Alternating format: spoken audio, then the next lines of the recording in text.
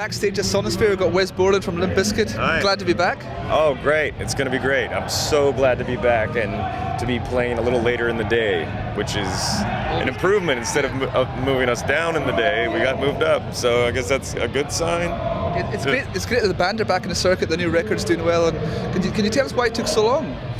You know, it's when we got back together in '09 and started touring, we had all these high hopes that we would just immediately write and put a record out, but it took us a little bit longer to kind of, it's a lot of pressure, you know, to follow up a record that was as bad as the one that we put out in 2004 or 2005, that like the EP that didn't really work. So making a full length, we really wanted to, it just wasn't right. And I don't, you know, a year and a half isn't an incredibly unreasonable amount of time to make a record for a band. The problem was we just kept saying that it was going to come out earlier than we thought, than it actually was. When we thought it was going to come out and it didn't, so we were, you know, people's hopes got up and whatnot, but here we are. It's finally out, And where did the album title come from, Gold Cobra?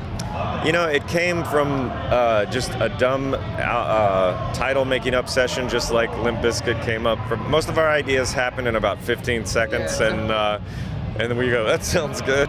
Great, let's base everything on that. What were the ones that didn't make it? Were there some that it was almost called? I probably have the text somewhere. There's all kinds of just ridiculous, you know, animal combinations. You know, like, I don't know, bronze baboon or, you know, whatever it might be. But were you here at 12 o'clock today? Were you here for 2 o'clock for the 2-minute silence? Were you on site then? No, we showed up at about 2:45 or 3. What happened at? It was everything just shut down for 2 minutes for Paul Gray. There was just complete silence. Wow, I didn't know that. No, I wasn't here. Was it eerie? Yeah, it was. It was very, very strange. Wow. Did you know Paul yourself?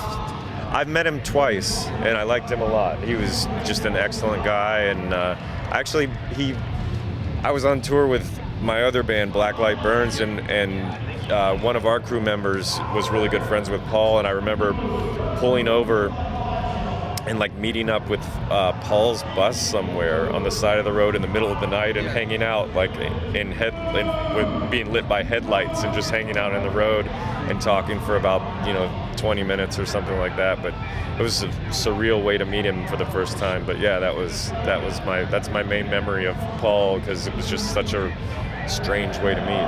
Oh, well, thank you very much for your time. Yeah, I really thanks so appreciate much. that. Thank you very, very much.